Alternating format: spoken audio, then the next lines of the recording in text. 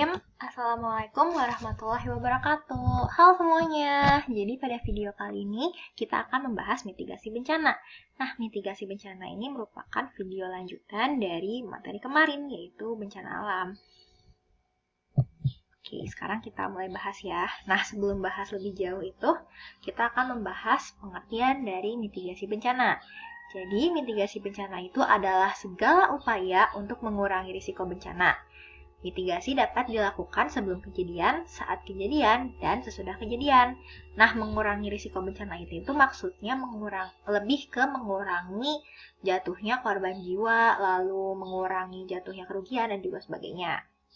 Oke, sekarang kita mulai bahas yang pertama. Nah, jadi sekarang kita akan membahas yang perlu dipersiapkan secara umum terlebih dahulu. Oke, jadi persiapan itu bisa dilakukan untuk hampir seluruh bencana alam. Jadi yang pertama itu kita perlu menyiapkan tas bencana. Jadi dalam tas bencana itu ada P3K atau obat-obatan dan sebagainya. Lalu ada peluit yang fungsinya untuk memberikan tanda apabila kita mengalami luka dan sebagainya. Lalu ada masker, lalu ada dokumen penting. Nah, dokumen penting ini maksudnya seperti ijazah, kartu keluarga, akta kelahiran, dan sebagainya. Lalu yang ketiga, uang cash, karena kita tidak mungkin bisa mengambil uang di ATM. Lalu alat komunikasi seperti telepon. Lalu senter sebagai sumber penerangan apabila aliran listrik dipadamkan.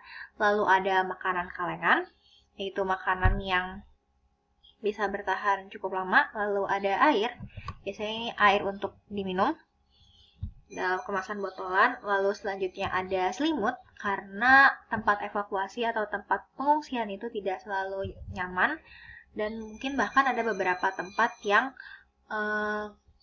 tidak hangat sehingga kita memerlukan selimut. Lalu ada pakaian. Pakaian ini biasanya tidak perlu terlalu banyak, hanya untuk sampai 3 hari. Lalu yang terakhir itu ada radio. Nah, radio ini digunakan apabila alat komunikasi itu tidak dapat digunakan karena misalnya terhalang oleh sinyal dan sebagainya. Sedangkan radio itu dapat tidak bergantung oleh sinyal komunikasi sehingga masih bisa mendapatkan informasi mengenai bencana dan lain sebagainya. Nah, selain itu, selain di tas bencana ini selain disiapkan di setiap rumah, tas bencana juga perlu disediakan di setiap gedung atau bangunan dan sebagainya. Tapi tidak semuanya, misalnya hanya menyiapkan P3K, lalu menyiapkan makanan, air, radio, senter, dan juga selimut. Seperti itu.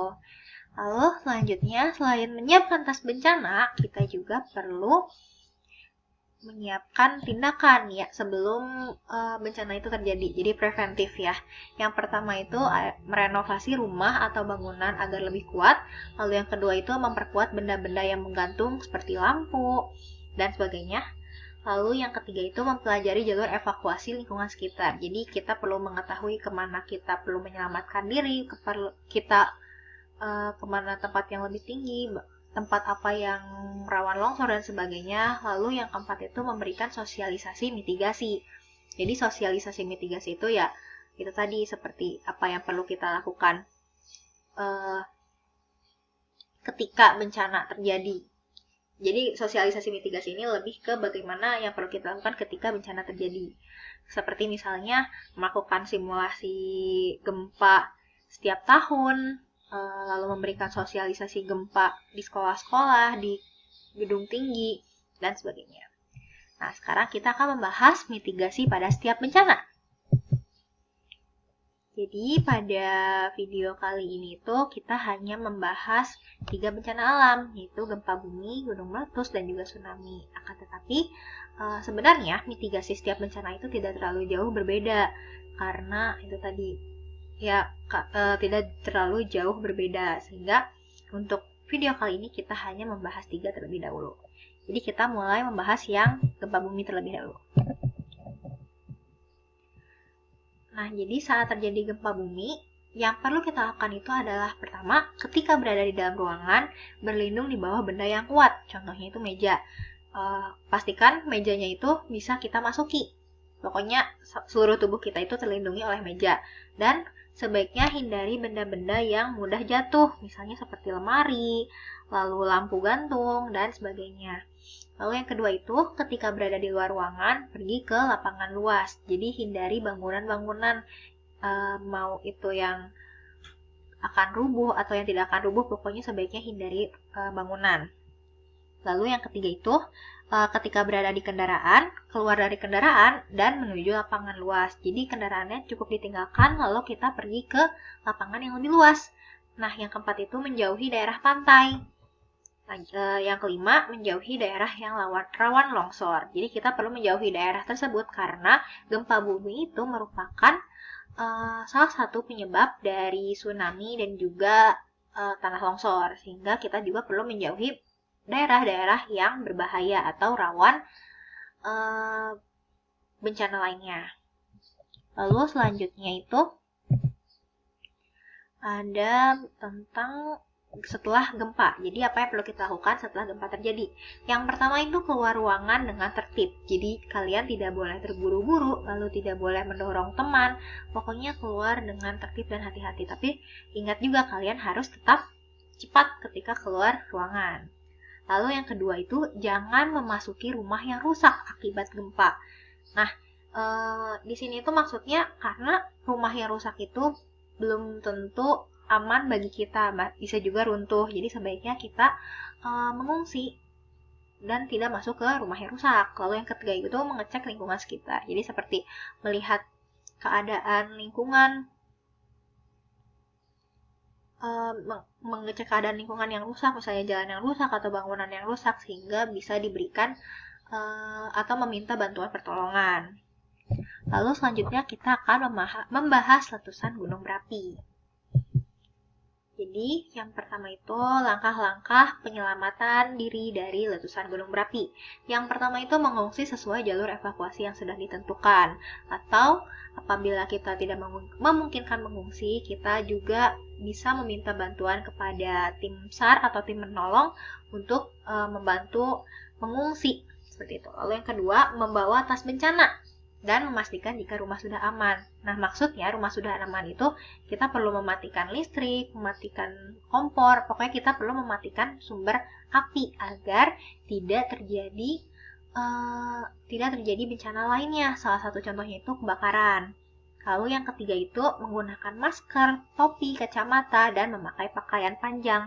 Nah, fungsi dari benda-benda ini tuh untuk melindungi diri kita agar tidak terkena dampak dari abu letusan gunung berapi. Karena kan abu letusan gunung berapi itu panas dan juga cukup berbahaya. Nah, sehingga kita perlu melindungi tubuh kita. Lalu selanjutnya itu tentang tsunami, mitigasi dari tsunami atau yang terakhir. Jadi, yang pertama itu langkah-langkah mengatasi tsunami. Yang pertama, membuat tempat perlindungan. Nah, membuat tempat perlindungannya itu bisa dibangun di daerah yang cukup tinggi atau membuat tempat yang kuat agar tidak hancur terkena gelombang tsunami dan sebagainya. Lalu yang kedua itu mengetahui cara evakuasi mandiri. Jadi kalian perlu mengetahui kemana kalian perlu mengevakuasikan diri. Misalnya ke bukit yang cukup tinggi atau ke yang paling aman itu ke bukit atau pegunungan yang tinggi. Kalian juga harus tahu bagaimana kalian perlu ke sana dan bagaimana apa saja yang perlu kalian bawa dan sebagainya. Lalu yang ketiga itu memahami status peringatan dini. Nah, jadi status peringatan dini tsunami itu ada 3. Yang pertama itu ada awas, yang kedua siaga, dan yang terakhir itu waspada. Kalau awas itu tinggi tsunami-nya lebih dari 3 meter dan diminta untuk evakuasi segera. Jadi masyarakatnya diminta untuk evakuasi segera karena sangat berbahaya. Lalu yang kedua itu siaga. Jadi tinggi tsunami diperkirakan ada di kisaran 0,5 sampai 3 meter. Jadi masyarakat diminta untuk evakuasi. Lalu yang ketiga atau yang terakhir itu waspada. Tinggi tsunami-nya itu hanya kurang dari 0,5 meter. Jadi masyarakat itu hanya diminta untuk menjauhi pantai atau sungai karena tadi pantai atau sungai itu merupakan tempat di mana gelombang tsunami itu akan lewat. Lalu yang keempat itu tetap tertib. Jadi ya sebenarnya ini juga harus diaplikasikan di seluruh ketika kita menghadapi seluruh bencana karena memang kita harus menjaga ketertiban, tidak boleh tergesa-gesa, tidak boleh mendorong, tidak boleh panik dan sebagainya. Pokoknya kita harus tetap tenang agar semua orang tetap selamat. Lalu yang terakhir itu menggunakan sistem pemantau. Jadi menggunakan sistem pemantau di sini itu maksudnya memanfaatkan dengan sempurna. Jadi kan pemantaunya itu misalnya dari BMKG kalau di Indonesia. Nah, dari BMKG itu pasti akan memberikan informasi kepada daerah-daerah yang rawan tsunami. Nah, daerah tersebut itu bisa menyiarkannya melalui radio, bisa menyiarkan melalui TV, lalu juga bisa menyiarkan melalui sirine, seperti yang terjadi di Selandia Baru. Seperti itu. Nah, mungkin cukup sekian materi kali ini, tidak terlalu banyak karena mitigasi dari setiap bencana itu tidak terlalu jauh berbeda. Oleh karena itu, tetap berhati-hati ketika